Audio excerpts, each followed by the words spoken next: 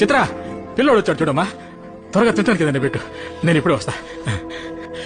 నువ్వు వెళ్ళి స్నానం చేయనా, నేను షాప్ దాకా వెళ్ళి వస్తా. నాన్న, ఏంటన్నా? నా జీవితంలో నేను నిన్నే ఎక్కువ కష్టపెట్టాను. న్యాయంగా చూస్తే నువ్వే నా మీద ఎక్కువ కోప్పడాలి నాన్న.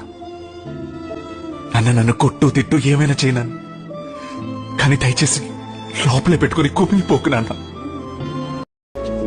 అన్ని నేను బాధపడద్దు నాన్న, తిరిగి లేచి పరిగెట్టు.